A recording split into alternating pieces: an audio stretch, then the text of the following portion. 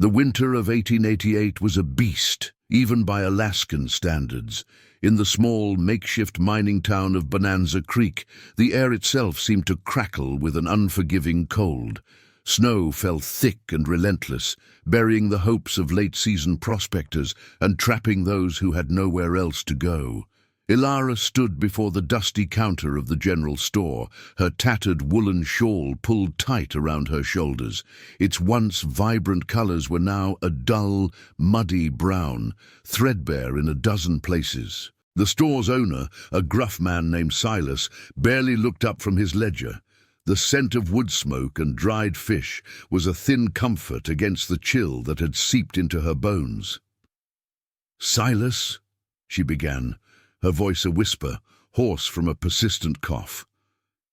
"I need a loaf of bread, and some flour if you have it." Silas finally glanced at her, his gaze landing on the small, shivering form wrapped in the blanket. A flicker of something that might have been pity, but was more likely exhaustion, crossed his face. "Ilara, you know the terms. Nothing on credit.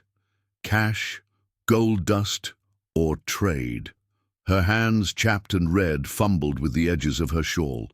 This is all I have left to trade," she said, her voice barely audible.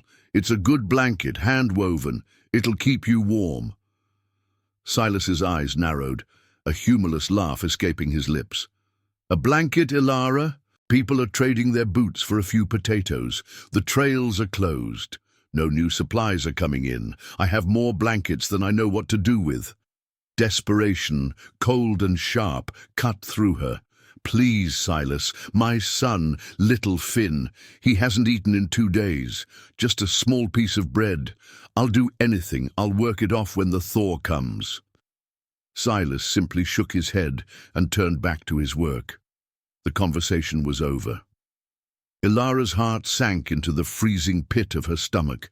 She thought of Finn, huddled in their small, drafty cabin, his face pale and his stomach empty. The weight of his small, trusting eyes was heavier than the entire Alaskan winter. As she turned to leave, the bell on the door jingled, and a gust of wind swept in, carrying with it a scent of pine and fresh air. A tall, imposing figure entered, his silhouette framed by the swirling snow. It was Elias Thorne, known to the few who lived in these remote parts as the Mountain Man. He was a man of quiet reputation, a trapper and prospector who lived deep in the wilderness, far from the fleeting society of Bonanza Creek. His face was a map of the elements, creased by sun and wind, a thick beard dusted with snow. He wore layers of cured hides and carried the stillness of a man who belonged to the land. Elias walked to the counter, his presence filling the small space. He laid a heavy pouch of gold dust on the counter, the clink a sharp contrast to the silence that had followed Ilara's plea. He didn't speak, but his eyes, a startling clear blue, met hers for a fleeting moment. A silent, unreadable exchange passed between them. He then looked at Silas, his gaze unwavering. "How much for the flour and bread this woman needs?" His voice was deep, a low rumble that seemed to shake the very foundations of the store. Silas, startled, stammered a price. Elias didn't haggle. He simply paid, scooped up the goods, and without a word handed the bag to Ilara. "Take it," he said, his eyes now fixed on the swirling snow outside. "No trade needed." Tears welled in Ilara's eyes, hot against the cold. I can't," she whispered. "I have nothing to give you." Elias turned, a faint smile touching his lips. "Then don't. We all get by in these parts by looking out for each other. It's what keeps the cold from killing us." He left as quickly as he arrived, disappearing into the blizzard. Ilara stood in the store for a moment longer, clutching the heavy bag of food, the weight of it feeling like salvation, the kindness of a stranger, a man who seemed more wolf than human, had saved her and her son. It was a lifeline in a storm of despair, but she knew it was only temporary. The winter was long, and her struggle was just beginning. If you've felt the chill of Ilara's world, imagine what happens next. This is just the start of her journey. Make sure to subscribe and turn on notifications so you don't miss a moment of this story. The next few weeks passed in a blur of frigid days and long, lonely nights. Ilara managed to stretch the flour and bread from Elias's generous gift, but her meager supplies were dwindling once more.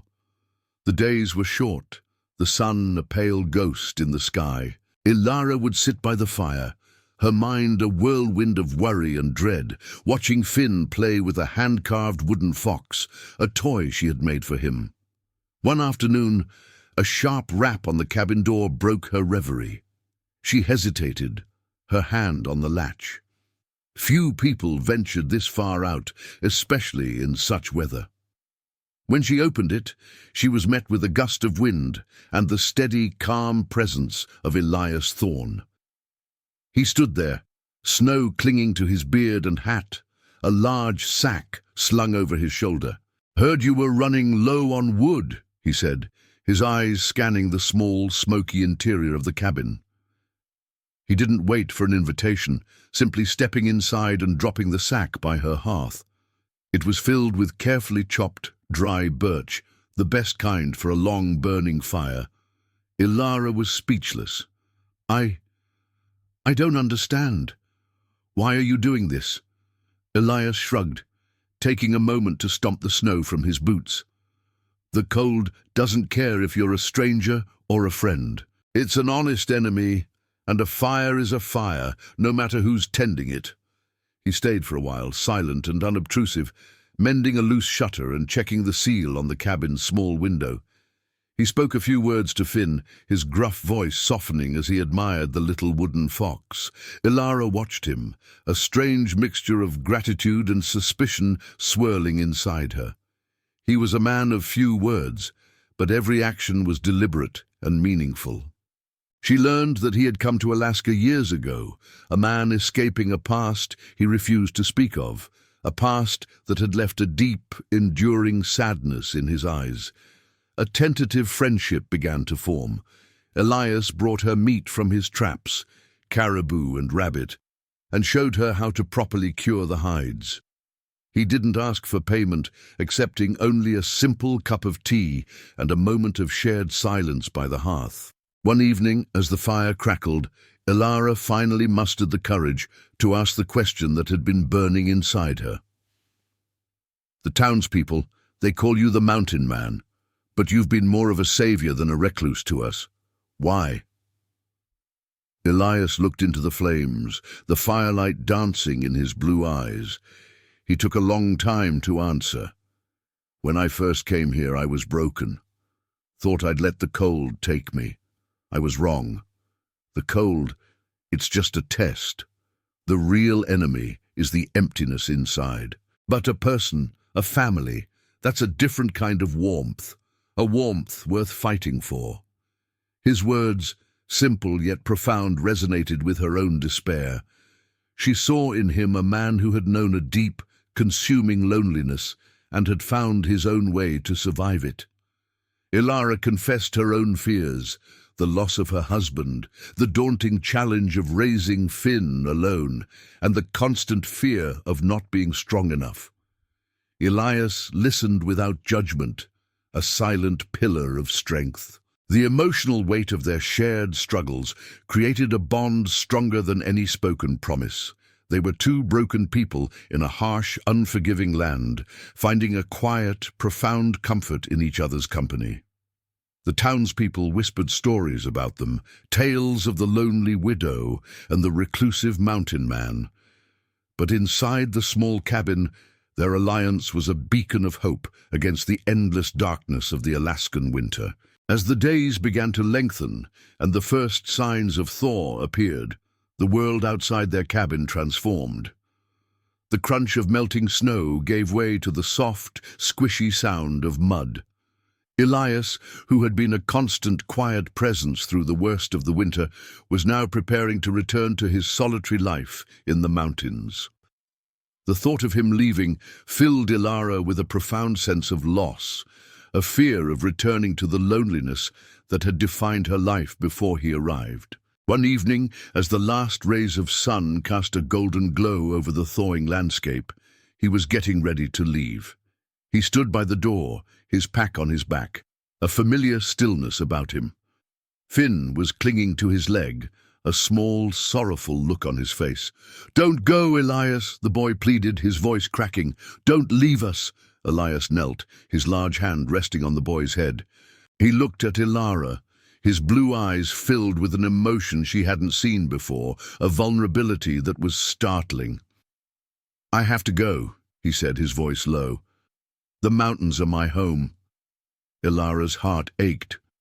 She knew it was true, but a part of her, a part she hadn't known existed, wanted to plead with him to stay. She had come to rely on his strength, his quiet resolve. More than that, she had come to feel a warmth in his presence that had nothing to do with the fire. She walked to him, her gaze meeting his. "Elias," she began, her voice steady despite the tremor in her hands. "You said the mountains are your home, but I was thinking, maybe a home isn't a place. Maybe it's a person, or two people." A flicker of something, hope perhaps, danced in his eyes. He stood, his form looming over her, but without menace.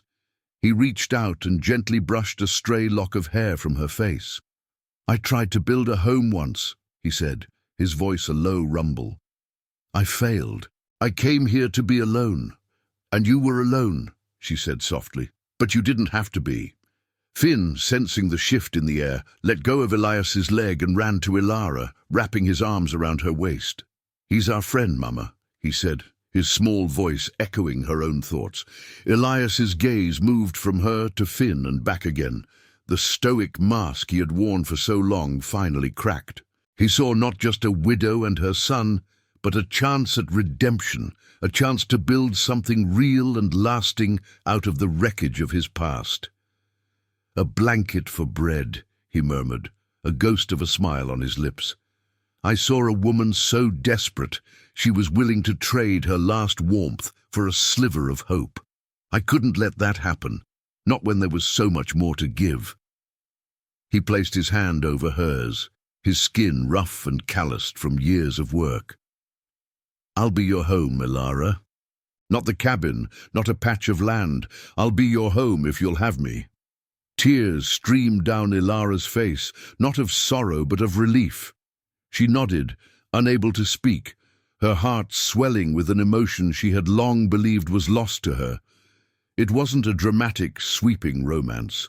It was the quiet, profound union of two people who had found solace in each other's pain and saw a future worth fighting for in the bleakest of circumstances. The sun finally set, bathing the world in a deep purple twilight.